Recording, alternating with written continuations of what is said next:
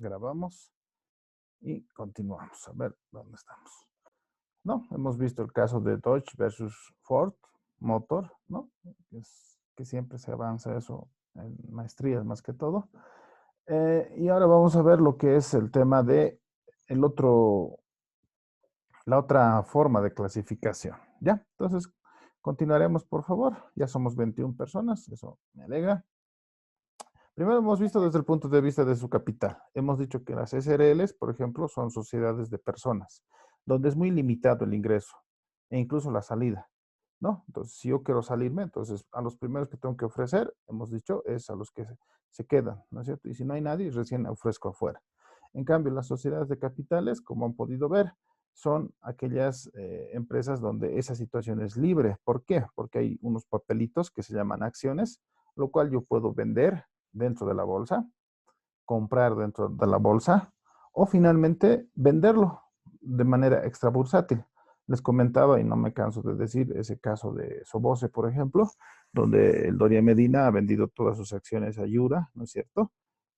Así fuera de la bolsa y en un día de esos apareció indicando de que todo su paquete accionario lo había pasado a esta empresa, ¿no? Entonces, el gobierno que ya estaba con ciertas intenciones con serias intenciones, mejor dicho, de poder nacionalizar esa empresa, no pudo hacer nada respecto a eso. ¿Ya? Hemos visto entonces también desde el punto de vista de la responsabilidad. Y ahí les decía que es muy importante que cualquier empresa, sea la pequeña que sea, debería tener por lo menos una SRL, ¿no? Obviamente eso implica que los requisitos que vamos a ver posteriormente, pero lo que favorece es de que ante cualquier eventualidad, ante cualquier quiebra, ante cualquier pasivo, si eres SA o eres SRL, la responsabilidad es limitada, solamente se limita a los aportes, a lo que tú has invertido en el negocio, en la empresa. En cambio, si tú tienes una empresa unipersonal, por ejemplo, que hay muchas personas, muchos microempresarios, si ellos tuvieran algún contingente, entonces, o llegaran a tener un pasivo respecto a algún tema de su trabajo, entonces podrían afectar no solamente lo que han aportado en la empresa, sino pueden afectar también su patrimonio personal, ¿no? Sus bienes personales, ¿no? Entonces, en ese sentido es muy importante de que hay que emigrar lo más antes posible de una persona unipersonal, ¿no es cierto?, a una SRL por lo menos. ¿Ya? Vamos a ver ahora el otro punto de vista o la otra clasificación desde el punto de vista, ¿no?, de la participación del Estado, ¿sí? Entonces, aquí hay un tema, ¿no?, que hemos visto, los que somos antiguos, yo he visto cuando era niño, escuchaba la famosa nacionalización o la famosa privatización que había y decían, ¿no?, que el Estado tenía el 51% de las acciones, decía, de ciertas empresas, ¿no? Entonces, justamente esa es la característica grande de este tipo de punto de vista de la participación del Estado, ¿ya? Entonces, como primera opción tenemos lo que son, permítanme un ratito, estoy en inglés, ahora sí. La primera opción son sociedades, ¿no?, anónimas, anónimas, ¿ya? Acá, por ejemplo, en las sociedades anónimas, ¿sí?, el sector privado, si vale el término, ¿sí? Vamos a poner el sector privado, ¿ya? Tiene el dominio, ¿no es cierto?, del 51% o más, ¿ya? Ojo, en una sociedad anónima, el sector privado es el que predomina. Puede también tener una participación pequeña del Estado, ¿sí? Pero mientras no se supere el 51%, entonces es nomás una sociedad anónima, ¿ya? La otra opción es de que el Estado participe de manera mayoritaria y esto se les llama, como les había comentado algo, sociedades, ¿no?, de sociedades anónimas mixtas. anónimas mixtas, ¿no? En estos casos es al revés. El Estado, ¿no es cierto? El Estado tiene, ¿no?, la mayoría, ¿no?, de las acciones. ¿Qué significa esto? Mayor o igual, ¿no es cierto? Mayor o igual al 51% de las acciones. ¿Ya? Entonces, este es el otro punto de vista que podemos analizar en este capítulo. ¿Ya? Vamos, continuaremos. Las sociedades, lo vamos a poner aquí, 4.3. Las sociedades tienen ciertos elementos, ¿no? Vamos a ponerle elementos de las sociedades. ¿Ya? Y lo vamos a marcar con rojito para que esto se diferencie de los demás, ya que es un subtítulo, digamos, dentro de nuestro capítulo. A ver, elementos de las sociedades, ¿sí?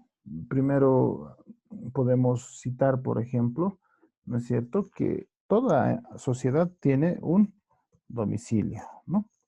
¿Qué quiere decir esto? Digamos, la dirección, ¿ya?, de donde está la casa matriz o la oficina principal, ¿no es cierto? ¿Ya? Entonces, aquí vamos a poner con 2 puntos, dirección, ¿no?, donde la empresa desarrolla sus actividades, ¿no? Ese sí o sí tiene que tener. Ahí se notifica, el NIT sale con esa dirección, ¿no es cierto? El fondo de empresa. Entonces, una sociedad tiene que tener un domicilio, al igual que nosotros. Una sociedad tiene que tener un respectivo patrimonio, ¿no? ¿Sí? Este tema del patrimonio lo vamos a ver más adelante, con mayor detalle, ¿no? Pero podemos indicar de que es el conjunto de bienes. Vamos a poner bienes, coma. Vamos a poner derechos y acciones, por ejemplo, que tiene una sociedad. O sea, lo propio, ¿no? Si ustedes se acuerdan, en el balance de la contabilidad, activo más pasivo, ¿no es cierto? O perdón, activo es igual a pasivo más patrimonio. Y el patrimonio básicamente es todo lo que realmente tiene la empresa, ¿no es cierto? Entonces, por eso estamos poniendo, es el conjunto de bienes, derechos y acciones, ¿ya? ¿Qué más? ¿Qué característica más tiene una sociedad? Tiene un nombre, ¿no es cierto? Sí, el nombre, obviamente, en la mayoría de los casos, está vinculado, ¿no?, al giro del negocio, ¿no? O sea, lo que hace la empresa. ¿Ya? ¿Qué más tiene aparte de un nombre? ¿Ya? Algo les he comentado en la anterior clase, tenemos el tiempo de duración, ¿sí? Entonces, no sé si se acuerdan, pero les decía que si bien una persona natural, digamos, tenemos un cierto tiempo, ¿no? En promedio podemos vivir tal vez hasta 70 años y luego ya no existimos, pero una empresa no tiene esa característica, ¿no? Entonces podemos decir que la vida de una sociedad, ¿no es cierto?, no puede ser, ¿no? No puede ser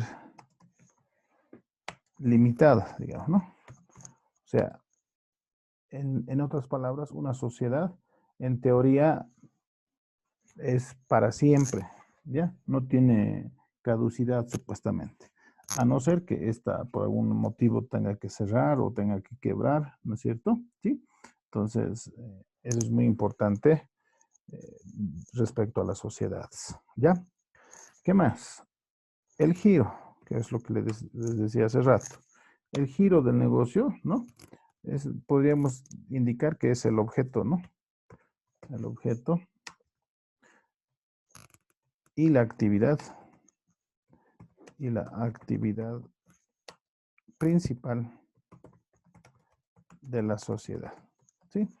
Entonces, hay ciertas actividades principales dentro de ciertas empresas. Por ejemplo, aquí vamos a poner ejemplo, un banco, por ejemplo, el principal giro del negocio o de lo que vive en realidad un banco prácticamente es la otorgación de créditos, ¿no?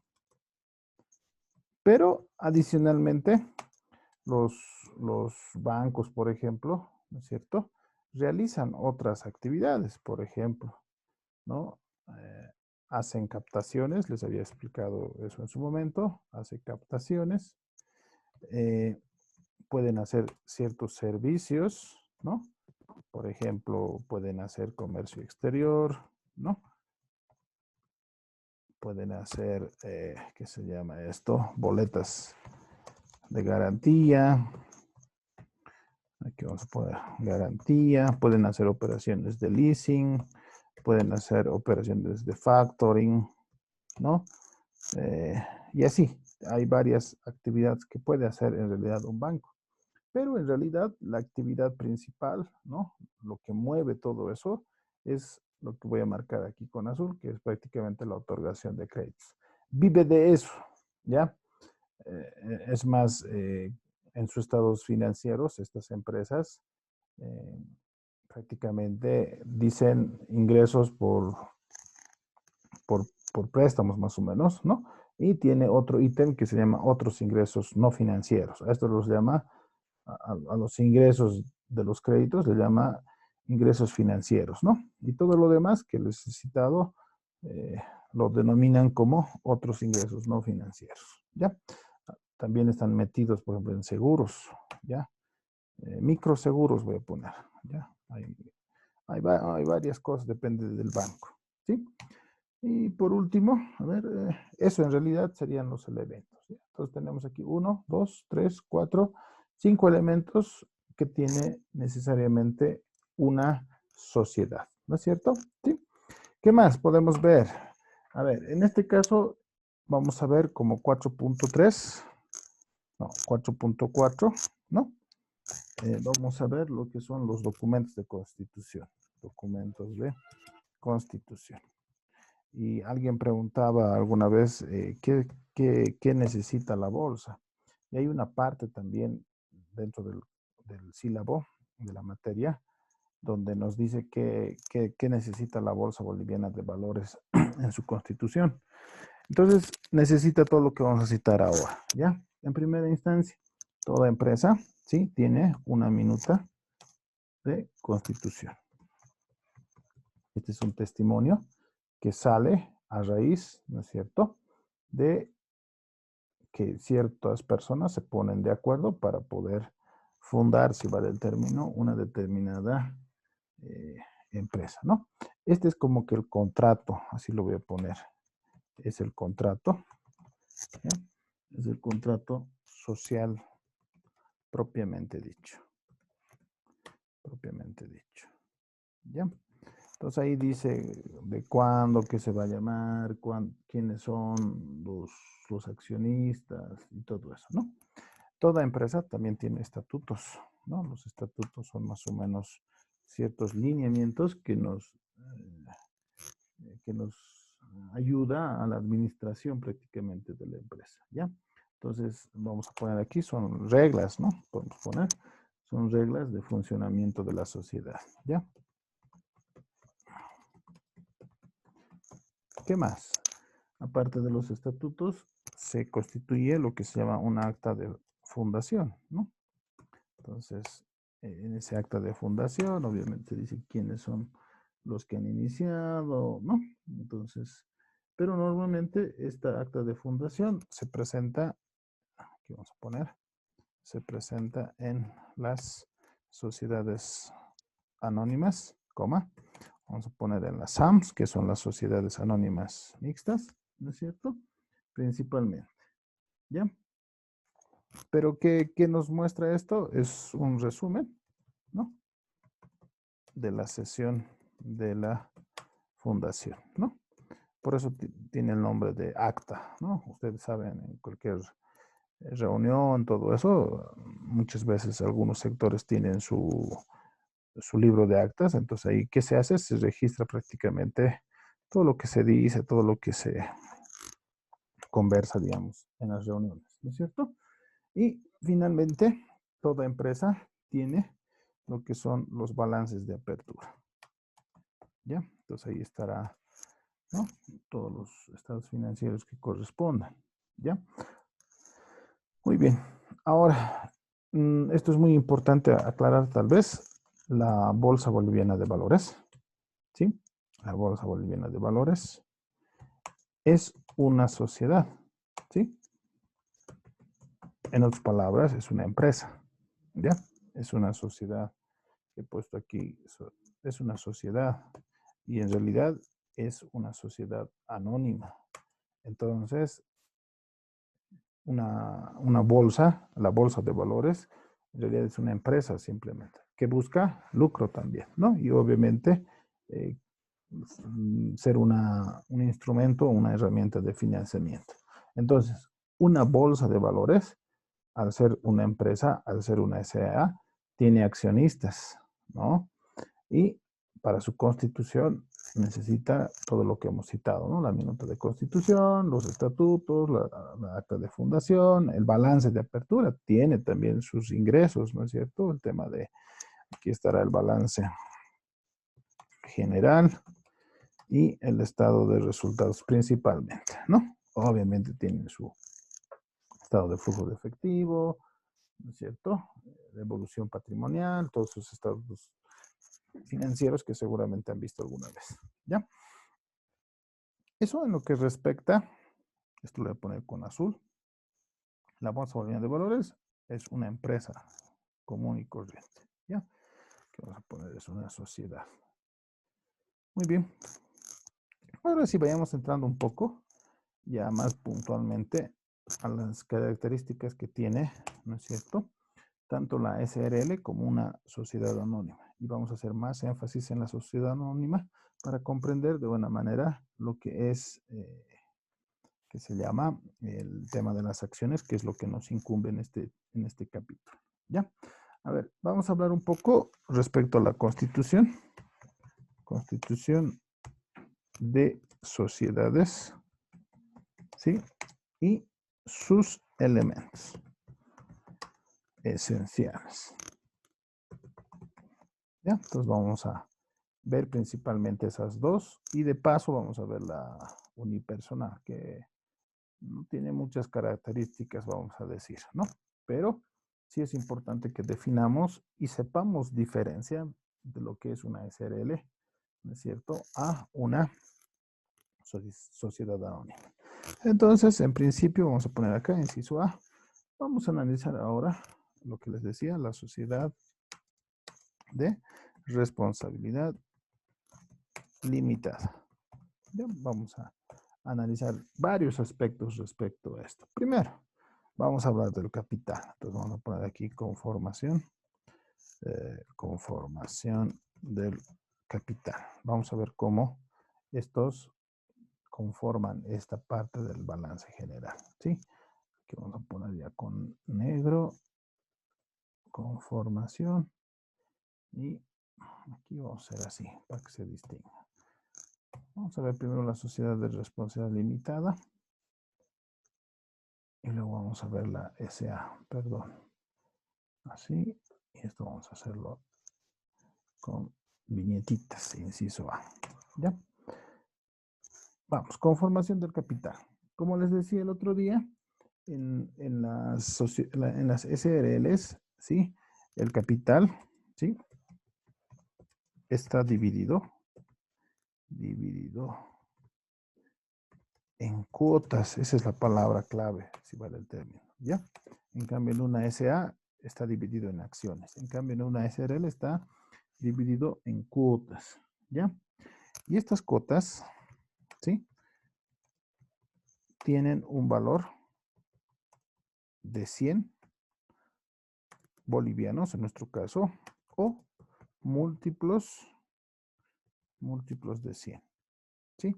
¿Qué quiere decir eso? Puede haber de 100, puede haber de 1000, puede haber de 10,000, pero hasta donde he visto, tanto en las SRLs como en las sociedades anónimas, lo normal son con valor de 100. O sea, cada papelito tiene un valor nominal de 100 bolivianos, normalmente. ¿Ya? ¿Qué más? Estas sociedades, sí, vamos a describir un poco el tema del nombre, ¿ya? respecto al nombre, ¿sí? Llevan la sigla SRL, ¿no es cierto? ¿Ya? O limitada. Hay una empresa, por ejemplo, muy reconocida, por ejemplo, que es Hansa, ¿no? Limitada. Ellos mantienen, por ejemplo, esa sigla, ¿no es cierto? Entonces, cuando yo hablo de SRLs o limitada, prácticamente estoy hablando de lo mismo, ¿ya? Vayamos a hablar de los miembros, ¿ya? Les decía el otro día, en nuestro contexto, por ejemplo, muchas veces la SRL está compuesta solamente por el esposo y la esposa, ¿no? Cuando son muy pequeños, digamos, estas actividades. Entonces, efectivamente, el Código de Comercio nos dice que mínimamente debe haber, ¿no? Dos socios, así se llama, ¿no? Dos socios, ¿ya? Y máximo, ¿no es cierto? 25. Y máximo 25 socios. O sea, una SRL no puede estar compuesta por más de 25 socios. ¿Ya? Eso es muy importante. Mínimo 2, máximo 25. ¿Ya? Aquí vamos a poner. Eso puede ser pregunta de examen, por si acaso. ¿Ya? Porque eso es muy importante que sepan. ¿Qué más podemos hablar de las SRLs? Veremos cómo es el tema de la administración. Administración, ¿no? De una SRL. A ver, podemos decir que el órgano máximo o la instancia máxima, el órgano máximo, ¿sí? Es la asamblea de socios, que es básicamente la reunión, ¿no? De los socios como tal, ¿sí? Ese es el órgano máximo dentro de una SRL, ¿ya?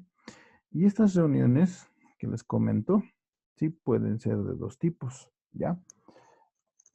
En las SAs es algo similar también, ¿ya? Hay, por ejemplo, las asambleas ordinarias, o sea, que son normales, o sea, que siempre, cada cierto tiempo se lleva. Y también, dependiendo de las circunstancias, existe lo que se llaman las asambleas extraordinarias, ¿ya? Obviamente, las ordinarias están planificadas, ¿sí? En cambio, las extraordinarias, definitivamente, como su nombre lo dice, es a raíz de alguna contingencia, ¿no es cierto? ¿Sí? Entonces, ¿qué es lo que más o menos hacen en cada una de estas? Por ejemplo, en las asambleas ordinarias, por ejemplo, uno de los puntos importantes es aprobar, ¿no es cierto?, el balance general, o mejor dicho, aprobar los estados financieros, voy a poner, de una gestión, ¿sí? Entonces, para eso se reúnen, para ver si están de acuerdo, ¿sí? ¿Para qué también se reúnen normalmente? Para nombrar a los administradores, vale decir, a los gerentes, ¿no es cierto? A toda la planta ejecutiva, si vale el término, ¿sí? También en estas asambleas se toca normalmente la distribución de las utilidades, la distribución de las utilidades, ¿no? Y, digamos, generalmente aprobar los reglamentos, si tuviera alguno, ¿no? ¿Ya? Entonces, utilidades. Normalmente estas son, digamos, las cosas que se ven, digamos, dentro de la asamblea ordinaria. Entonces, una vez terminada una gestión, ellos se reúnen y normalmente lo que ven es la aprobación de los estados financieros y el tema de la distribución de las utilidades. En un inicio, obviamente, nombran a los administradores, ¿no es cierto? Y también sus reglamentos, pero eso normalmente se da al principio, salvo que haya algún cambio, digamos, de la administración, ¿no? En el tema de asambleas extraordinarias, normalmente, ¿para qué se reúnen? ¿Ya? Entonces ahí justamente viene lo que les comentaba, ¿no? El ingreso, ¿sí? O salida, ¿no es cierto?, de un socio. Entonces, como les decía, no es así nomás, no te puedes ir así nomás o entrar así nomás. Tiene que haber una asamblea en la cual se apruebe el ingreso o la salida de un socio, ¿no es cierto? Entonces, normalmente también en una asamblea extraordinaria se realiza la transferencia, ¿no?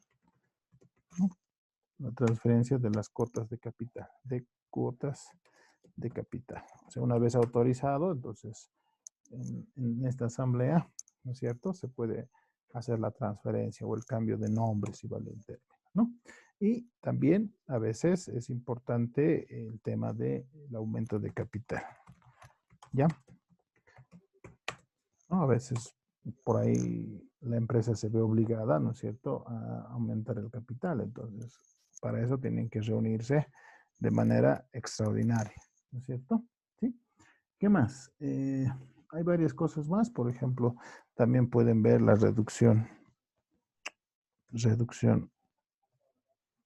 del capital, ¿no es cierto?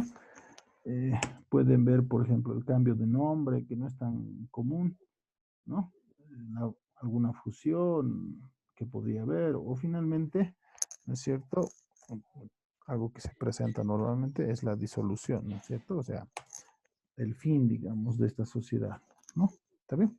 Entonces, esos son los puntos más o menos que se manejan dentro de las asambleas extraordinarias, ¿sí? Obviamente, como en todo lado, tiene que haber la figura del quórum, ¿no es cierto? Tiene que estar la mitad más uno, por lo menos, ¿no es cierto?, de los socios. Entonces, es como en todo tema administrativo, ¿no es cierto? ¿Sí? ¿Qué más? A ver, ¿qué más podemos hablar? Hablaremos respecto a la responsabilidad, que en sí ya les había comentado algo, ¿no? Entonces vamos a poner aquí, inciso E, ¿no es cierto?, el tema de la responsabilidad. Entonces, como habíamos dicho, la responsabilidad en este caso es limitada, ¿no? Vale decir que si yo soy socio y tengo participación en una SRL, digamos que he aportado, digamos, con 100,000 bolivianos, si la empresa entrara en quiebra, si la empresa se disuelve o hay algún problema, no se ha pagado tal vez a los trabajadores, hay unos pasivos que no sé, han sido, o algunas obligaciones que han sido consecuencias tal vez de una mala administración, todo eso. Entonces, eso solo recae, digamos, sobre mis 100,000 bolivianos, nada más, y no pueden afectar más. Si lo relacionamos, por ejemplo, con la bolsa, ¿se acuerdan que la anterior clase les decía que también una SRL, por ejemplo, puede eh, emitir, por ejemplo, pagares bursátiles, ¿no? Mediante la mesa de negociación? Entonces, imagínense ustedes que una SRL accede eh, a esto de los pagares bursátiles y no ve que los pagares bursátiles es, digamos, para un año, digamos que al tercer mes pasa algo extraordinario y lo disuelven. Entonces, en definitiva, ahí el inversionista perdería su dinero, ¿no? Porque esa empresa solamente en la liquidación se van a limitar a los aportes que han hecho los socios.